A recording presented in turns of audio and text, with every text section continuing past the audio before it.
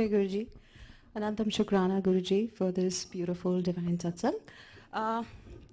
Let's begin with our weekly Shivpuran reading. Last week we read chapter 43 of Rudra Samhita part 2.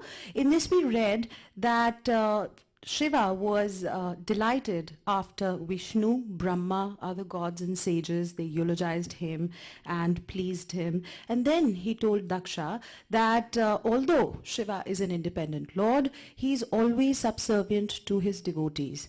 Devotees which are of four kinds: the wise, the ones that are distressed, the ones that are inquisitive, and the ones who are fortune seekers. And amongst all the kinds of devotees, the wise are the most extraordinary and the most favorite of Lord Shiva. Why so? Because they are armed with knowledge that comes from Vedas and Vedantas. So he said that he was angry with Daksha because Daksha wanted to cross the oceans of worldly existence by mere rituals that were not empowered with knowledge, and therefore Shiva was angry at him and he destroyed his sacrifice. So he told Daksha that henceforth he should not do that, and he should remember Lord Shiva and give due importance to knowledge and then perform all the rituals with care and attention. After that, he said that Brahma, Vishnu and he himself are the cause of the universe, but ultimately it's Shiva who's the soul of the universe. He also said that although to the world it seems that Brahma creates, Vishnu sustains, and Lord Shiva or Rudra annihilates or destroys, but in true sense, it is an illusion that Shiva has created. All the three attributes belong to him only: Brahma, Vishnu and Rudra himself. So it's, in true sense, it's Shiva who creates, destroys and annihilates. And all the devotees or anybody who believes that these three entities or deities are different and treat them differently, he said that they would suffer in hell. And all the devotees who thought that these deities or these trinity of deities are one and see no differentiation amongst them will attain peace. After that, Shiva, along with his ganas, went back to Kailasha. There he tried to remember his beloved Sati, and he narrated the story of Sati to some of his most important ganas. After that, hearing this story, many days passed, and Sati actually forsake her body, then was reborn as Parvati, who was the daughter of Himalaya and Mena. And then she performed severe penance and wooed Lord Shiva to marry her. And then she attained half the body of Shiva. This was the story of Sati that was narrated by Brahma. And listening to the story helps us attain all kinds of worldly pleasures and salvation. This completes the Sati Khand, and we are going to start with Parvati Khand today, which is Rudra Samhita part 3. It also begins the second volume of the English Shivpuran by J.L. Shastri, and today we will be reading two chapters. Chapter 1, which is the marriage of Himachala, and chapter 2, that is Sankala, etc., curse Mena and her sisters. Reema auntie will be reading in English, and Rachna auntie will be reading in Hindi. Jai Guruji.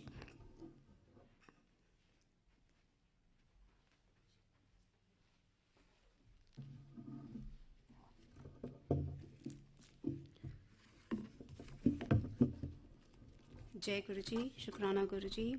We're starting the Parvati Khand, chapter 1. The marriage of Himachala. Narad said, O Brahma, how did the goddess Sati, the daughter of Daksha, who forsook her body in her father's sacrifice, become the daughter of Himachal and the mother of the universe? How could she secure Shiva as her husband after performing a severe penance? Please explain this clearly to me, who ask you about it. Brahma said, O foremost of sages, listen to the story of Shiva, which is excellent, sanctifying, highly divine, auspicious, and destructive of all sins. When the great goddess Sati, the daughter of Daksha, who was sporting about on the Himalayas with Shiva, Mena, the beloved of Himachala, thought that she was her own daughter and loved her like a mother with all kinds of nourishments. When the great goddess Sati The daughter of Daksha, who had been to her father's sacrifice and who did not receive his due attention, became angry and cast off her body at the very same time. O sage, Himachala's beloved Mena wanted to propitiate her in Shivloka. Sati thought to herself, I shall be her daughter, and cast off her body in order to become the daughter of Himachala. At the proper time, Sati, who had cast off her body and who was worshipped and eulogized by the gods, became the daughter of Mena out of sheer joy. On being advised by Narada, the goddess who was named Parvati performed a severe penance and thereby secured Shiva as her husband. Narada said, O Brahma, of great intellect and foremost of eloquent gods, please tell me the origin and details of the marriage of Mena. Blessed indeed is the gentle lady Menaka, of whom Sati was born as a daughter. Hence that chaste lady is worthy of the honor of blessings of everyone. Brahma said, O sage Narada, you listen to the story of the origin of Parvati's mother and her marriage and other details about sanctifying and conducive to the growth of devotion. O excellent sage, there in the northern region is a mountain called Himavat, who is the lord of mountains and has great splendor and prosperity. His twofold aspects, that of a mobile nature and that of the immobile one, are well known. I succinctly describe this subtle form. He is beautiful and is the storehouse of multivarious gems.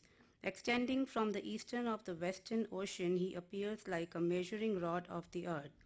He abounds in various trees. Being of variegated shape and features, he is adorned by many peaks on him. Lions, tigers, and other animals frequent it. Many happy persons live there forever. He is the storehouse of snow, and yet very fierce. He is the resort of wonderful things. He is resorted to by the gods, sages, and seers. He is a great favorite of Shiva. He is of pure soul, an abode of austerities. He sacrifices even the great souls. He is the bestower of the benefit of austerities. He is the auspicious storehouse of multifarious minerals. He is of a divine form. He is beautiful in every part. He is the unaffected part of Vishnu. He is the king of leading mountains and a great favorite of the good. Due to the desire for the benefit of the mains and the gods and for the stabilization of his race as well as for the increase of virtue, Himachala wanted to marry. At that time, considering their own interest entirely, O excellent sage, the gods approached the celestial forefathers and said lovingly to them, the god said, O ye forefathers, listen to our words with pleasure. If you desire that the affairs of the gods be fulfilled, you must act accordingly soon. Uniting your eldest daughter Mena of auspicious features with Himachala, a great benefit will accrue to everyone. At every step, the miseries of the gods and those of yours as well can be reduced. Brahma said, on hearing these words of the gods, pondering over them, and remembering the curse incurred by their daughters, the forefathers said Amen to their proposals. They gave their daughter Mena to Himavat. In that auspicious marriage there were great festivities. Vishnu, the other gods, and the sages reached there with their hearts set on Shiva. Giving many charitable gifts, they made the celebration a great success. They praised the celestial forefathers and the Himavat. All the gods and the sages rejoiced and returned to their own abodes with their hearts set on Shiva.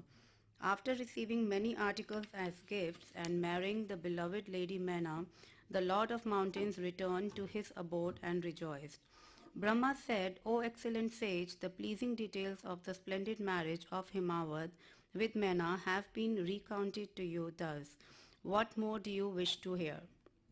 Chapter 2. Mena and others incurred the imprecation of Sanaka, etc. Narada said, O Brahma, the intelligent one, please now tell me reverently about the origin of Mena as well as the imprecation. Please clear my doubts. Brahma said, O Narada and the sages, listen to the narrative of the origin of Mena. O excellent son, O great scholar, I shall mention it now. O sage, I have already told you about my son Daksha. He had 60 daughters, all of whom were the instruments of creation. He celebrated their marriages with Kashyap and other bridegrooms. You know all that already. O Narda, now listen to the present story. Among those, the daughter Swada was given to the forefathers. She had 3 daughters, all of whom were of handsome features and virtuous forms. O excellent sage, listen to their holy names, which remove obstacles and confer blessings. Mena was the oldest, Dhanya was the middle, Kalavati was the youngest. All these were mentally conceived daughters of the forefathers. They were not born of the womb of Swada. They were conventionally considered her children. On reciting their names, men can achieve their desires. The mothers of the worlds are worthy of reverence of the entire universe always. They are the bestowers of great joy. They are great yoginis, storehouses of knowledge. They pervade the 3 worlds. O excellent sage, once the 3 sisters went to Svetadvipa, White Island in the world of Vishnu for sightseeing purpose. After bowing to and eulogizing Vishnu with great devotion, they halted there at his bidding. A great concourse of people was held there. O sage, at the same time, Siddha, son of Brahma, Sanaka, and others came there. They bowed to and lauded Vishnu and stayed there at his bidding. On seeing those sages, Sanaka and others, and the persons who had assembled there stood up. When they, the elders of gods, respected by the people, sat, they all bowed to them. Helpless by misfortune and deluded by Lord Shiva's illusion, O sage, the 3 sisters did not stand up. Shiva's illusion is weighty and capable of deluding the worlds. The entire universe is subservient to it. It is also called Shiva's will. The same is also called an action that has begun to fructify. Its names are many. Everything takes place on Shiva's wish. There is nothing to be pondered over in this respect. Becoming a victim thereof, the sisters did not make obeisance to them. They remained surprised and stunned thereafter seeing them. On seeing such a behavior on their part, the great sages Sanaka and others, despite being wise, became unbearably furious. Himself deluded by Shiva's illusion, Sanaka, a perfect yogin, furiously told them, giving a curse as punishment.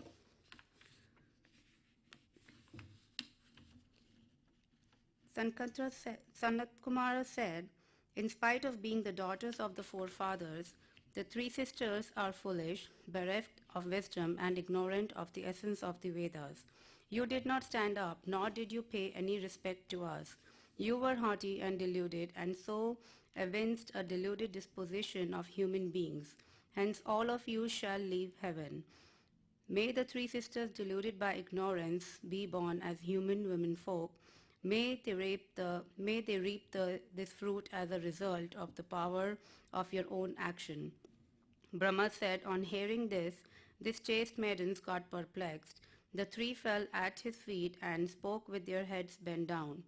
The daughters of the forefathers said, O excellent sage, ocean of mercy, be pleased now, because we were mentally confounded, we did not bow to you. O Brahmin, the result thereof has been achieved by us. O great sage, it is not your fault. Bless us now, whereby we shall regain heavenly abode again. Brahma said, on hearing their words, O dear, the sage spoke to them. He had been induced by Shiva's illusion to give them redemption from the curse. He was a bit consoled. Sanat Kumar said, O ye 3 daughters of forefathers, listen with pleasures to my word that will dispel your sorrow and bestow happiness on you. May the eldest among you become the wife of Himavat, the mountain that is a part of Vishnu. Parvati shall be her daughter. The second daughter, Dhanya, shall be the Yogini, the wife of Janaka. Her daughter shall be Mahalakshmi in the name of Sita. In the name of Sita. The youngest Kalavati shall be the wife of the Vaishya, Rabna. At the end of Dwapar, Radha shall be her daughter. The Yogini Mana shall attain the great region Kailasha along with her body and in the company of her husband due to the boon of Parvati. Janaka shall be blessed by Sita, born in Janaka's race, and he shall be a living liberated soul. A great yogin he will attain Vaikunt. Kalavati, by the virtue of Rabna, shall become a living liberated soul and attain Goloka along with her daughter. There is no doubt about it. Without adversity, how can one attain greatness? To persons of good rights, if misery vanishes, happiness is likely to be difficult of access. Yea, the daughters of forefathers shall shine in heaven. By the vision of Vishnu, your evil actions have been quelled. After saying this, the sage was freed of his fury on thinking of Shiva, the bestower of wisdom, worldly pleasures, and salvation. Listen further to my words, always pleasing to you. You are all blessed by Shiva's pleasure, hence you will be worthy of honor and respect immediately. Mena's daughter, goddess Parvati, the mother of the universe, shall become Shiva's beloved after performing severe penance. Dhanya's daughter Sita will become Rama's wife. Based on worldly conventions, she will sport about with Rama. Kalavati's daughter Radha, resident of Golka, shall become the wife of Krishna, united with him in secret love. Brahma said, after saying this, that holy sage Sanat Kumar vanished there itself, along with his brothers, after he was eulogized duly. The three sisters, the mentally conceived daughters of the forefathers, were freed of their sins and attained happiness. They returned to their residence quickly. This brings to the end of chapter 3. Rachna aunty will be reading in Hindi. Jai Guruji.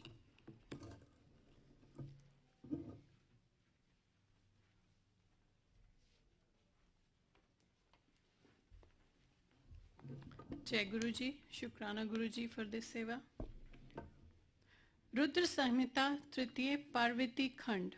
Himalaya के स्थावर जंगम द्विविध स्वरूप एवं दिव्यत्व का वर्णन, मेना के साथ उनका विवाह तथा मेना आदि को पूर्व जन्म में प्राप्त हुए सनकादिक के शाप एवं वरदान का कथन।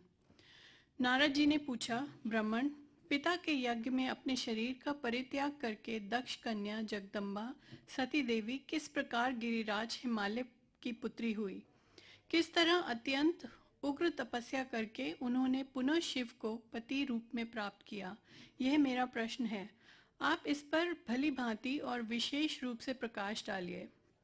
ब्रह्मा जी ने कहा, मुने नारद, तुम पहले पार्वती की माता के जन्म, विवाह और अन्य भक्तिवर्धक पावन चरित्र सुनो। मुनि श्रेष्ठ, उत्तर दिशा में पर्वतों का राजा हिमवान नामक महान पर्वत है, जो महातेजस्वी और समृद्धिशाली है। उसके दो रूप प्रसिद्ध हैं, एक स्थावर और दूसरा जंगम। मैं संक्षेप से उसके सूक्ष्म अथवा स्थावर स्वरूप का वर्णन करता हूँ।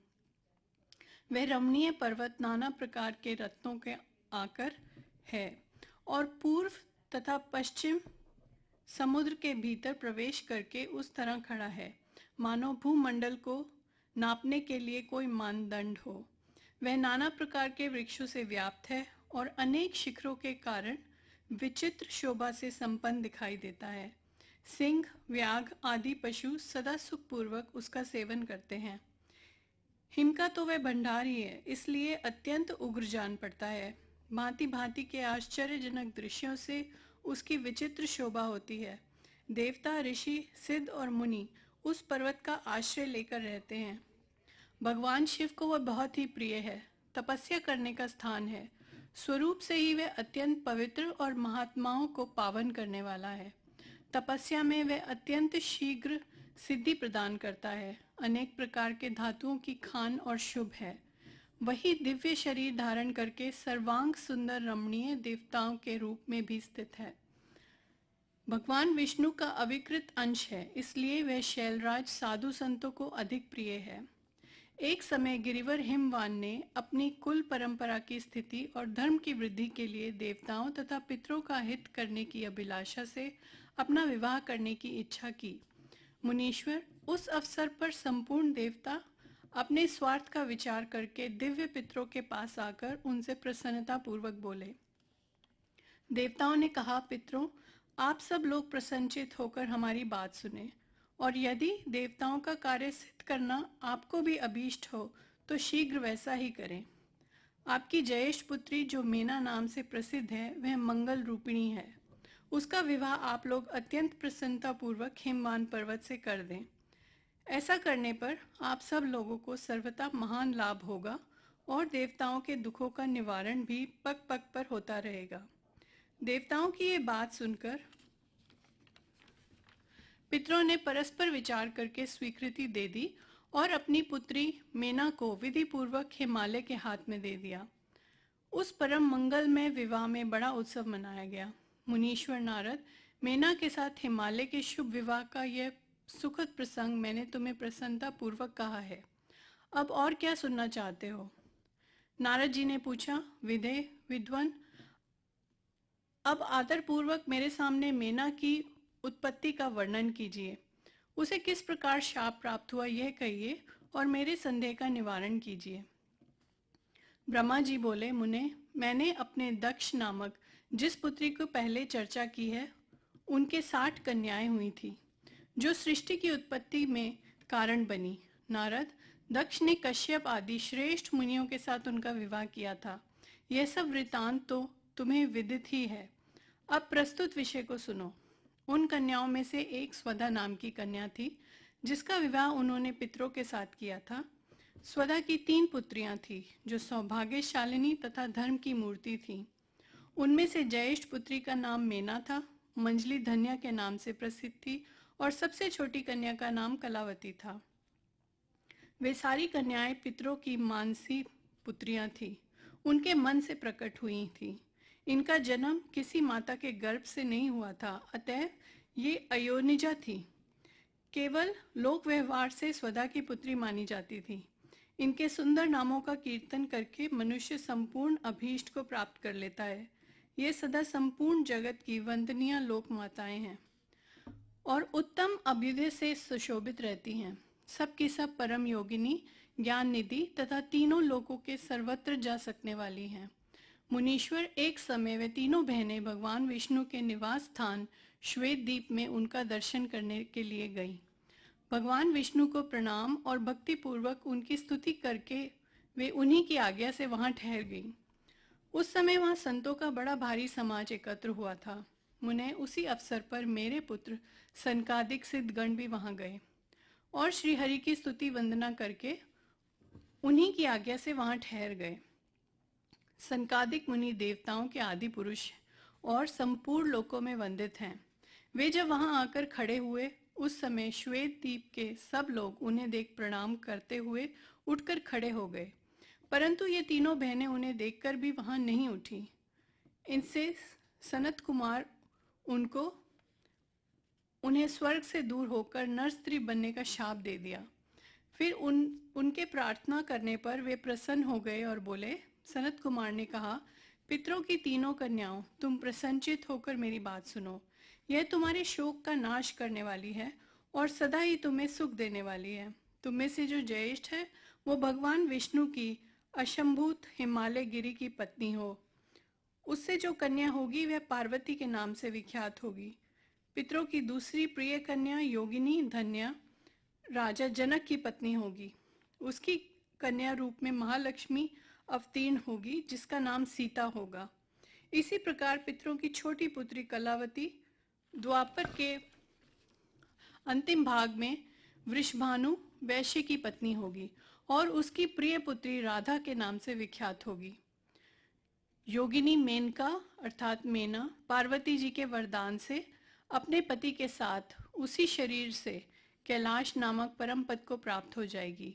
धन्या तथा उनके पति जनक कुल में उत्पन्न हुए जीवन मुक्त महायोगी राजा शीरध्वज लक्ष्मी स्वरूप सीता के प्रभाव से वैकुंठ धाम में जाएंगे।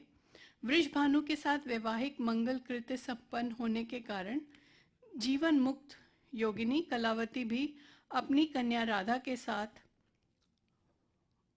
गोलक धाम में जाएंगी, इसमें संशय नहीं है। विपत्ति में पड़े बिना कहाँ किनकी महिमा प्रकट होती है। उत्तम कर्म करने वालों को पुण्यात्मा पुरुषों का संकट तब टल जाता है जब उन्हें दुर्लभ सुख की प्राप्ति होती है। अब तुम लोग प्रसन्नता पूर्वक मेरी दूसरी बात भी सुनो, जो सदा सुख देने वाली है। मेना की पुत्री जगदम्बा पार्वती देवी अत्यंत दुस्सह तप करके भगवान शिव की प्रिय पत्नी बनेंगी। धन्या की पुत्री सीता भगवान श्री राम जी की पत्नी होंगी और लोकाचार का आश्रय ले श्री राम के साथ विहार करेंगी। साक्षात गोलोक धाम में निवास करने वाली राधा ही कलावती की पुत्री होंगी। वे गुप्त स्नेह में बंधकर श्री कृष्ण की प्रियतमा बनेंगी।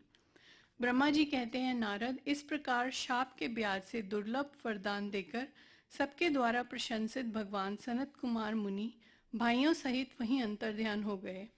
तात पितरों की मानसी पुत्री वे तीनों बहनें इस प्रकार शाप मुक्त हो सुख पाकर तुरंत अपने घर को चली गईं। अध्याय 1 और 2 समाप्त। जय गुरु जी।